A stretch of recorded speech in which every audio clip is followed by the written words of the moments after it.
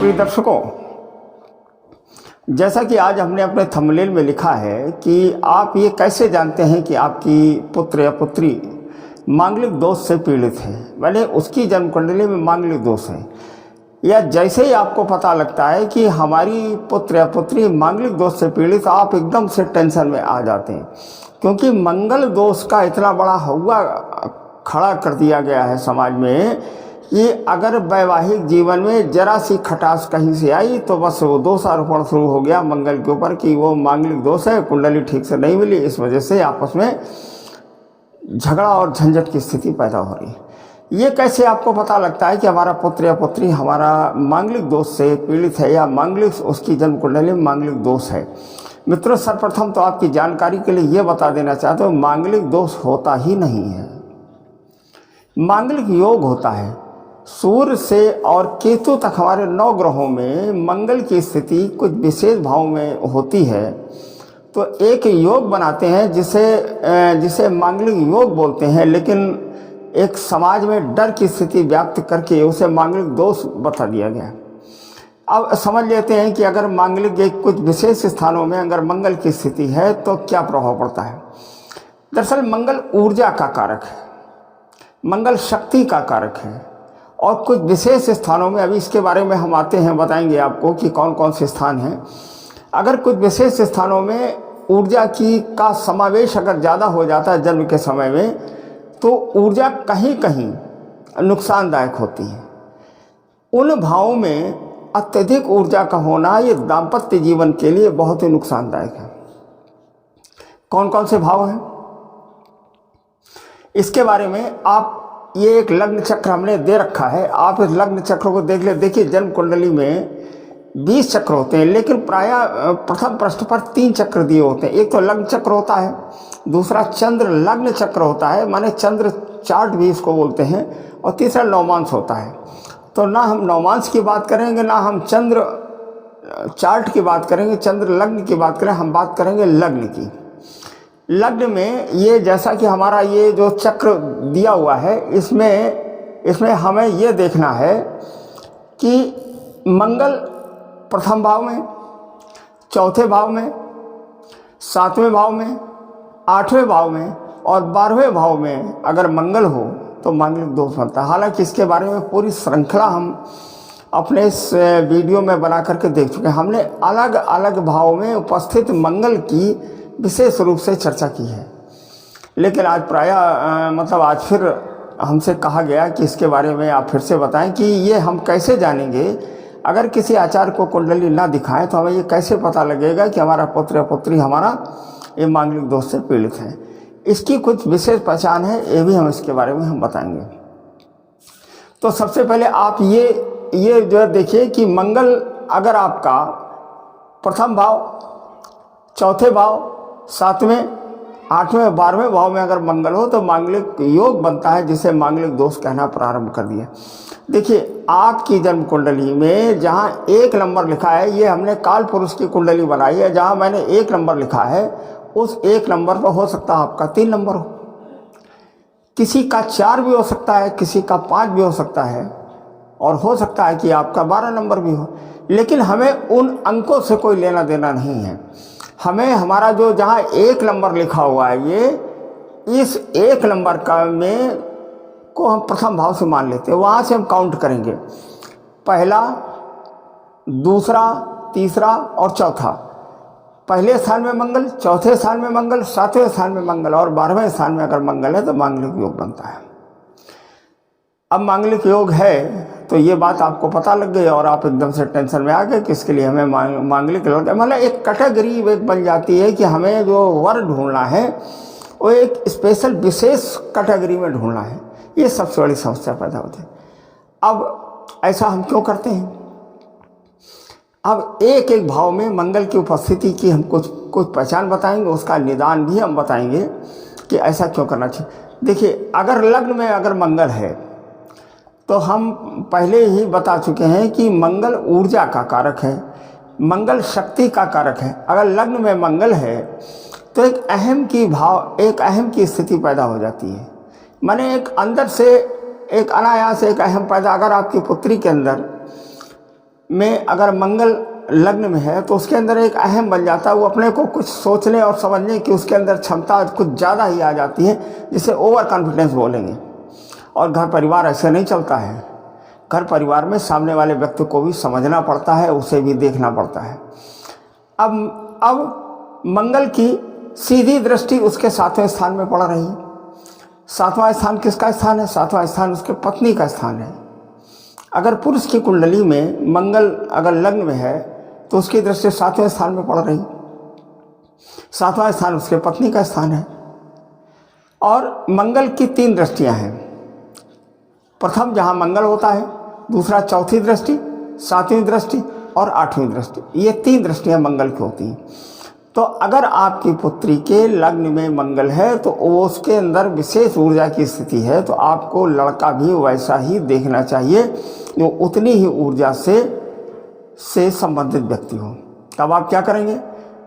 तब आप जो वर की तलाश करेंगे तो उसमें मंगल भी लग्न में ही होना चाहिए। तो तराजू के दोनों पड़ले बराबर होते हैं, तो आपस में शक्ति का जो प्रदर्शन है वो बराबर से होता है, तो लिहाजा परिवार आराम से चलता रहता है। ये बात तो मंगल की हो गई। अगर चौथे स्थान में मंगल, अच्छा एक चीज़ और, अगर लग्न में मंगल होता तो अहम की स्थिति तो बनती ही है, साथ में कुछ एक ऐसी बीमारी उत्पन्न हो जाती है अगर मंगल की अनुकूल वहाँ राशि नहीं है। मान लीजिए मेष राशि नहीं है, वृश्चिक राशि नहीं है, कोई अन्य राशि है, मकर राशि, कुंभ राशि है, जो मंगल की विपरीत राशि है, तो जॉइंट्स में पेन और गठिया वगैरह की बीमारी भी उत्पन्न हो जाती है और थायराइड की बीमारी भी उत्पन्न हो जाती है। अगर लग्न में मंगल है तो ये स्वास्थ्य में भी गिरावट आने लगती है। ओवर कॉन्फिडेंस की वजह से वो अपने सारे काम, चाहे लड़का हो चाहे लड़की हो, चाहे आपका पुत्र हो या पुत्री हो, वो सारे काम बिगाड़ने लगता है। और सबसे बड़ी बात यह है कि वो किसी की बात नहीं मानता है, मतलब अपनी ही चलाना, परिवार ऐसे नहीं चलता है। अब बात कर लेते हैं, अभी हमने बात की अगर लग्न में मंगल हो, चौथे स्थान में मंगल, अब बात कर लेते हैं चौथे स्थान में अगर मंगल है। चौथा स्थान घर परिवार का स्थान होता है, वाहन का स्थान होता है और माता का स्थान होता है और जनता का स्थान होता है। अगर चौथे स्थान में एनर्जी और ऊर्जा बहुत ज़्यादा है तो घर में बस एक ही व्यक्ति जो है दिखाई देता है कि मेरी ही चले, बाकी किसी की भी ना चले, तो ये स्थिति अच्छी नहीं। अगर पुत्री की कुंडली के चौथे स्थान में अगर मंगल है तो वो घर में वो शासन चलाने की स्थिति बनेगी और कभी कभी किसी को नहीं पसंद होता है। अब आपने शासन चलाने की स्थिति पैदा कर दी, माँ से झगड़ा होने लगा और जनता से, माने जनता माने जो मित्र हैं उनके, या जो वाहन वगैरह है, वाहन काफ़ी तेज चलान तो दुर्घटना इत्यादि की स्थिति भी बन जाती है। तो चौथे स्थान में अगर मंगल है तो मांगलिक योग बनता है जो एक दोष को उत्पन्न करता है जिसका नाम मांगलिक दोष है। अब अगर यही मंगल 7वें स्थान में हो, 7वां स्थान पार्टनर का स्थान है, चाहे वो लाइफ पार्टनर हो चाहे वो व्यापार में साझीदार हो। तो अगर पुत्री की कुंडली में 7वें स्थान में मंगल है तो उसके लाइफ पार्टनर का ये स्थान हुआ, उसके पति का स्थान हुआ, और उस स्थान में एनर्जी अगर एक्स्ट्रा आ गई तो आपकी पुत्री या वो कन्या जिसके 7वें स्थान में मंगल, उसके अंदर एक एक्स्ट्रा पावर, एक्स्ट्रा एनर्जी है, अगर उसके अनुकूल वर की तलाश नहीं की गई तो क्या पारिवारिक संबंध चलेगा? यहाँ तो लोग गए, उन्होंने गुण मिलाया और गुण मिलाने के बाद पैकेज देखा और संबंध कर दिया। साल 2 साल के बाद जब शारीरिक स्थितियाँ मतलब कमजोरी उत्पन्न होने लगी तो पैकेज तो जो किनारे हो गया और ये स्थिति पैदा हो गई, कहले चलो दूर दूर रहो और तलाक की नौबत आ जाती है। तो ये मंगल का दोष नहीं है। मंगल तो पहले ही ये बता रहा था कि जिस लड़की से आप विवाह करने के लिए जा रहे हैं या आपकी जो कन्या है ये एक विशेष ऊर्जा से ओतप्रोत है। इसके अंदर मंगल ने 7वें स्थान में विशेष ऊर्जा दे रखी, तो आपको उसका साथी और पार्टनर भी वैसा ही ढूंढना चाहिए, लेकिन आपने नहीं किया ऐसा। तो मंगल का इसमें दोष कहाँ से रहा? तो इस स्थिति में क्या होता है? इस स्थिति में तलाक की नौबत आती है, पति पत्नी में वैमनस्यता रहती है, आपसी झगड़े उत्पन्न होने लगते हैं और शारीरिक बीमारियां ग्रहण करने लगती हैं। अब बात कर लेते हैं अगर 8वें स्थान में मंगल है 8वां स्थान जो है वो आयु का स्थान है और नाभि से नीचे का स्थान है। माने अगर हम यूँ कहें कि जननांग का स्थान है, इस स्थान में एक ज़्यादा ऊर्जा होना, ज़्यादा एनर्जी होना सामने वाले व्यक्ति का, जो आपका लाइफ पार्टनर है, उसके स्वास्थ्य को खराब कर देता है, क्योंकि आपकी तो विशेष शिक्षाएं हैं। और अगर आपका लाइफ पार्टनर, अगर आपका जीवन साथी इस तरह का नहीं है कि आप उसकी आवश्यकताओं को पूर्ति कर सकते हैं, तो क्या हो, तलाक की स्थिति और की स्थिति उत्पन्न होती है। तो मित्रों, 8वें स्थान में मंगल दुर्घटना भी कराता है। अगर आपकी पुत्री के 8वें स्थान में मंगल है तो दुर्घटना कारक है। हो सकता है कि अगर वहाँ पर शनि अगर उस कुंडली में कमज़ोर है तो अल्पायु योग भी बना देता है। बार बार दाहिने पैर बाएं पैर में दुर्घटना होने लगती है। और इसकी जो दृष्टि पड़ती है, 7वीं दृष्टि सीधी पड़ती है वाणी के स्थान में।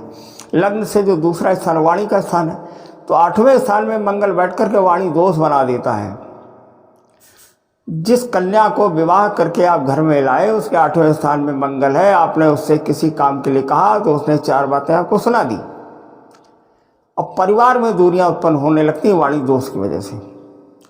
अब शब्द बोलना, उठ पटांग का बोलना, बड़ों का सम्मान न करना, ये सारी स्थितियां पैदा हो जाती हैं। और कमर से, क्योंकि नाभि से नीचे का स्थान है, तो लिहाजा उनके अंदर एक एक्स्ट्रा एनर्जी, एक एक्स्ट्रा पावर भी होती है। हो सकता है कि शायद जो उनका लाइफ पार्टनर है वो इस योग्य न हो, तो तलाक की स्थिति अगर रख ले अपना तुम पैकेज, और हमें अब तुम्हारे साथ में नहीं रहना। तो 8वें स्थान में मंगल की स्थिति ये हो गई। अब देख लेते हैं 12वें स्थान में अगर मंगल है।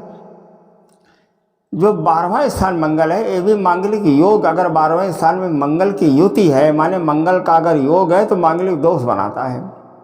अब 12वें स्थान में मंगल अगर है तो मांगलिक दोष से क्या प्रभाव पड़ेगा? ये व्यय का स्थान है। अनायास ऊट पटांग के खर्चे भी पैदा होते हैं अगर 12वें स्थान में मंगल पुत्र के है या पुत्री के है। उसकी सीधी सीधी दृष्टि जो है वो 7वीं दृष्टि इसकी 6ठे स्थान में पड़ती है। तो और इस तरीके का जो मंगल है, एक बाईं आंख को भी ये प्रॉब्लम खड़ी कर देता है मंगल, अगर उसके अनुकूल राशि नहीं है। तो इसके लिए जो वर को ढूंढना चाहिए वो इस तरह का वर ढूंढना चाहिए कि वो भी मांगलिक हो, उसके भी 12वें स्थान में मंगल हो। तो जब बराबर का संबंध पड़ेगा तभी ये जीवन आपस में चल सकता है। तो इसलिए किसी के मतलब आपको अपनी कुंडली का विश्लेषण किसी विद्वान आचार्य से कराना चाहिए। आजकल तो पहले की प्राय जितनी भी कुंडलियां हैं उसमें समय का संस्कार किया जाता है।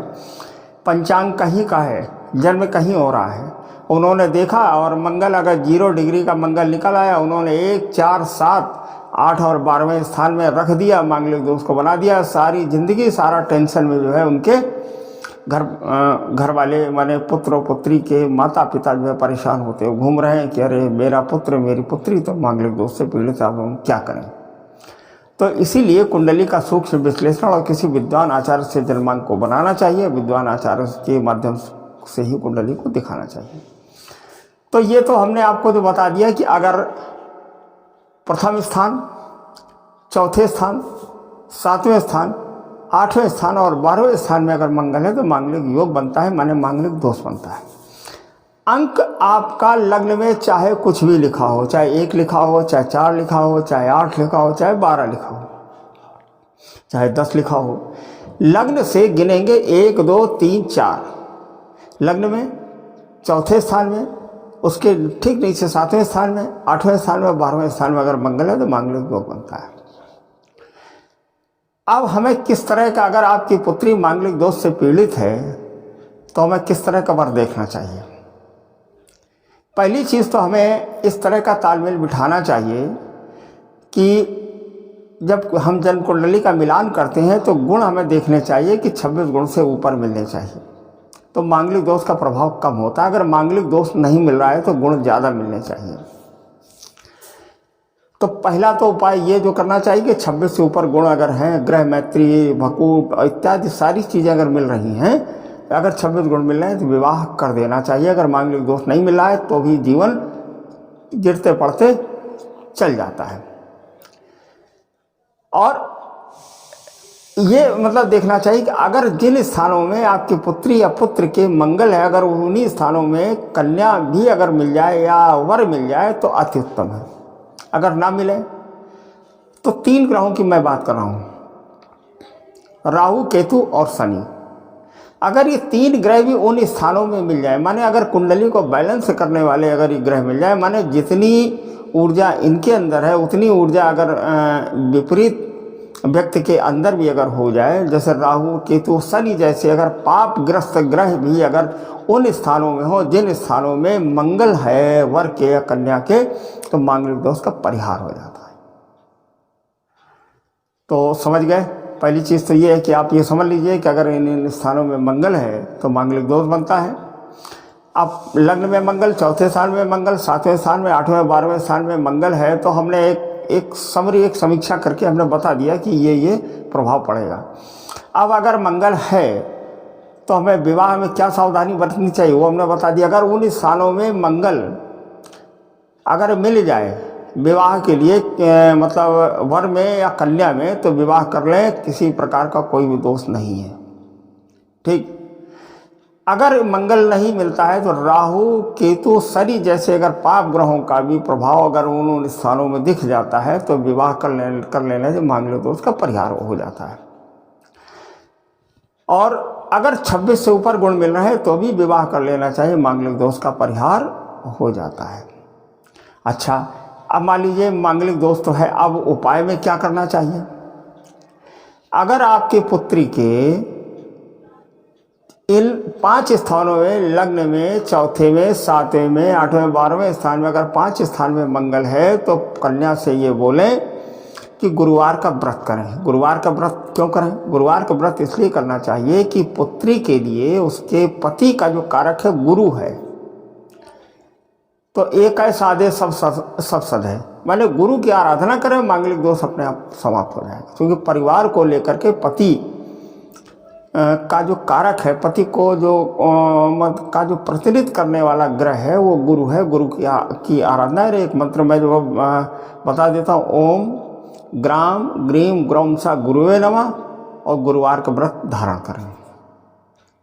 तो ये तो कन्या को करना चाहिए। अब अगर मान लीजिए आपका पुत्र है, पुत्र की अगर मांगलिक है, तो पहले तो हमने ये जो बता दिया कि कुंडली कन्या की किस तरह की होनी चाहिए, ये हमने बता दिया। उन स्थानों में मंगल हो या राहु, केतु, शनि जैसे हो और 26 से ऊपर गुण मिले तो विवाह कर लेना चाहिए। अब ये देखना चाहिए कि पुत्री के लिए गुरु उसके पति का कारक है, और पुत्र के लिए माने किसी पुरुष जातक के लिए अगर वो मांगलिक दोष से पीड़ित है, अगर मांगलिक दोष है तो वो शुक्र की आराधना उसको करनी चाहिए। क्योंकि शुक्र सैया सुख का कारक है, भौतिक संसाधन का कारक है, और विवाह को आगे ले जाने में सहायक होता है। वो कैरी फॉरवर्ड करता है किसको? वैवाहिक जीवन को। जहाँ कहीं झगड़े की स्थिति पैदा होती है, शुक्र उसको क्या करता है? बैलेंस कर देता है। तो सबसे पहले ये देखें कि शुक्र की स्थिति क्या है। शुक्र अगर सूर्य के साथ में 5 डिग्री के अगर अंतराल में है तब तो ठीक, अगर ज़्यादा करीब में तो शुक्र खत्म।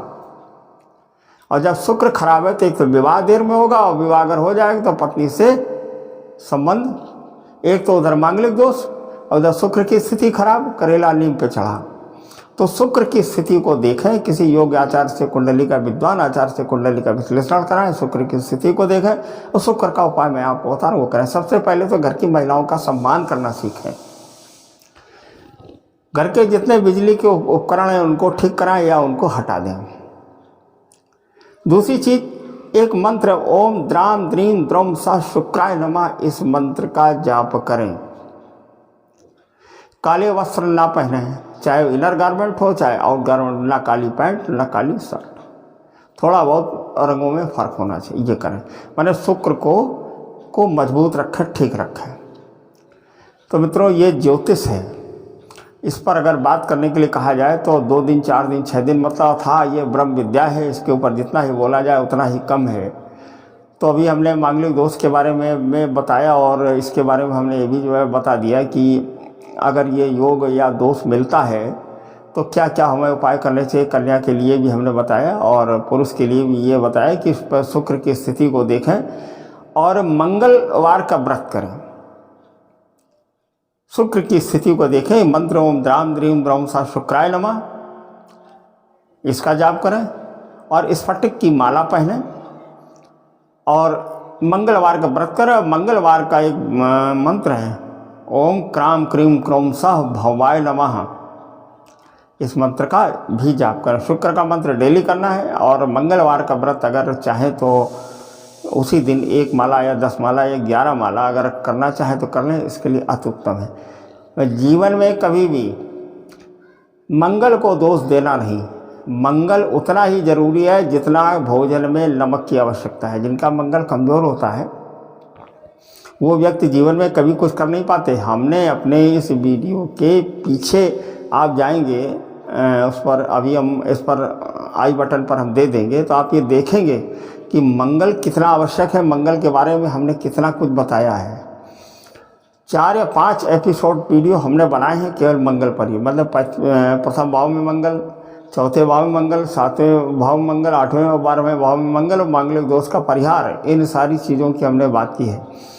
तो मित्रों, दर्शकों, मंगल दोष कोई हवा नहीं है और ये डरना भी नहीं चाहिए इससे कि कोई अदर कारण से, किसी अन्य कारण से आपस में मनमुटाव हुआ तो ये हुआ, कह लें वो मंगली है इसलिए विवाह की स्थिति हुई, कह लें वो नहीं, सारे बड़े बड़े कांड हो जाते हैं। ये एक फितूर की वजह से लोग तलाक ले बैठते हैं, कह लें वो हमारी पत्नी मांगलिक थी इसलिए हमारे लड़के का स्वास्थ्य खराब हो गया या दुर्घटना हो गई।